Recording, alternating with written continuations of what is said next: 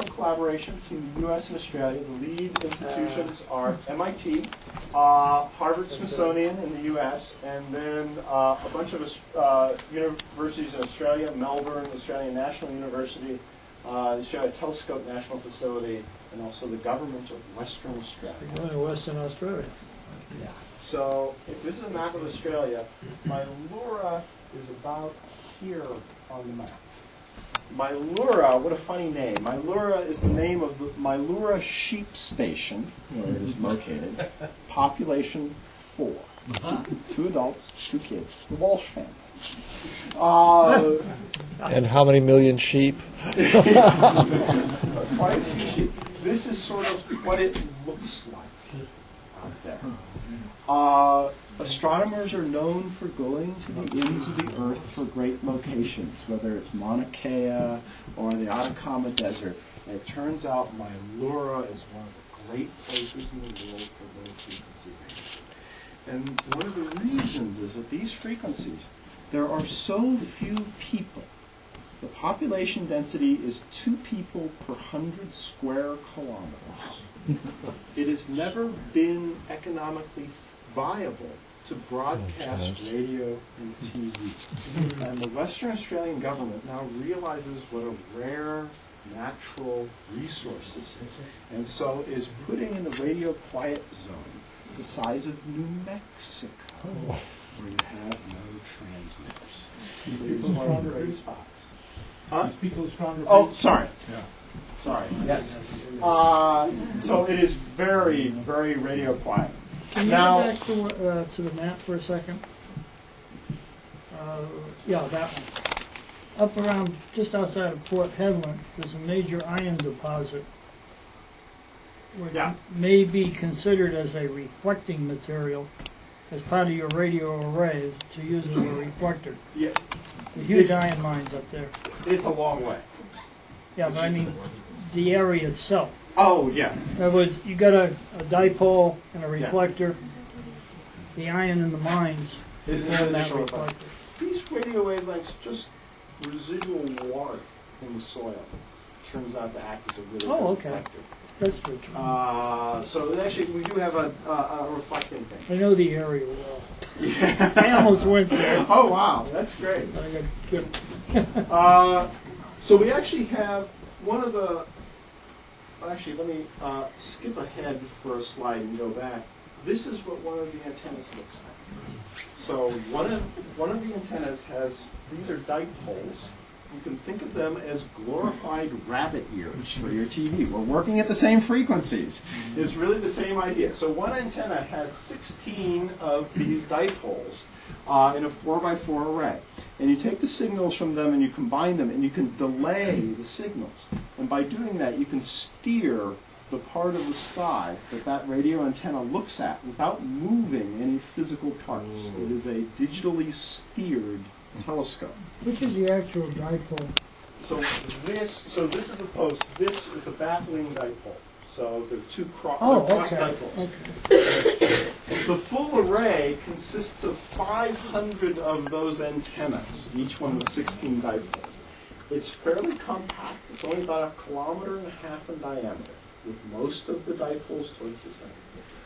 It's a Mylura, and we do full cross-correlation of all of those antennas, which means that we take the radio signal from every antenna and cross-correlate, or essentially multiply it with the signal from every pairwise combination. With 500 antennas, there are 125,000 pairs which you get to put together. This is sort of focusing visually. What this allows us to do is to keep the field of view of each individual antenna. We image typically 30 degrees of the sky at a go. It's a huge chunk of the sky that we can see. Now that's actually what gives us our sensitivity. If you compare us to a telescope with a similar amount of collecting area, metal on the ground, with a small field of view, in order for it to make the same survey, it has to scan across the sky, spending very little time in each spot on the sky. Whereas we can just sit there and see 30 degrees at once, sucking down that data, making very deep integrations. At what resolution? About typically 5 arc minutes. Okay. Not very Sweet. good.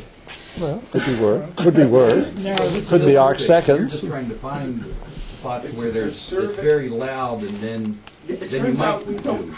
The little spots aren't very important. It's the big spots Oh. that we need. So it's very. So you're exactly right. No. So we don't need the resolution because we're looking for sort of big clumps.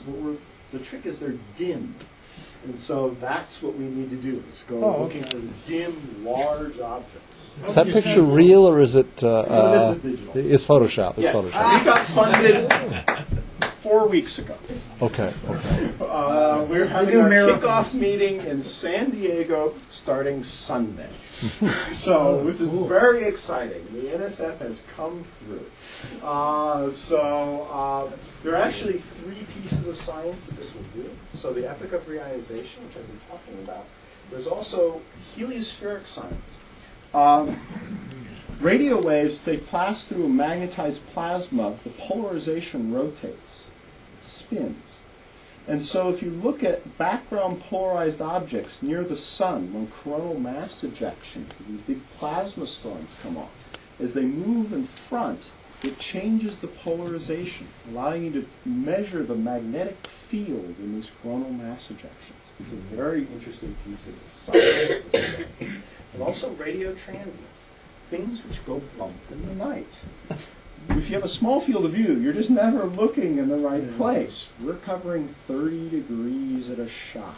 We can actually go looking for things that go bump in the night. You don't know what's out there. Nobody's ever really looked. If something goes behind something and clicks off, you notice it. Yeah. Yeah. Those look like they're really cheap. Yeah. There's about $10 million total expense. Cheap. Pocket change. For the antenna itself. For the antenna itself, these are about, I believe the lacing's about $1,300 a piece. Are you using Talk the about guys cheap. to tie them together? No, so we actually immediately digitize the signal from each one. So we go through an analog to digital converter and ship this resulting, do some digital filtering and ship the resulting data on fiber. And then the computer, which compares all those signals, which is running at 16 trillion complex multiplies and accumulates a second, which is a fairly awesome custom computer, which is in a buried, electrically sealed room off the array, because computers radiate radio waves, right? So you need to put it in a little copper room to keep it from screwing up your signal. Yeah. This is a picture of one of our prototypes. You have 3 prototype antennas out here. So this is one of them out in Mylura.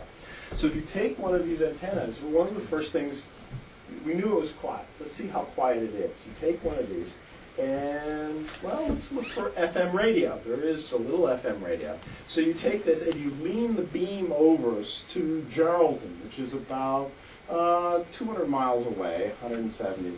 But it's 30,000 people. It's the closest population center. And then you integrate.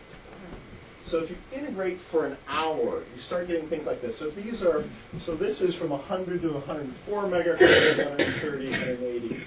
This is, hot 102.1 FM would be right there. And so you integrate for an hour, and you don't see anything except for a couple of little peaks. To give you an idea, if you do this at the very large array, this is in decibels, or 10 in dB is an order of magnitude brighter. Do this at the VLA, and you're typically at 70 to 80 dB. This is 7 to 8 orders of magnitude quieter than you get in New Mexico. It's just stunning. People have not seen this since before the second. What about the segment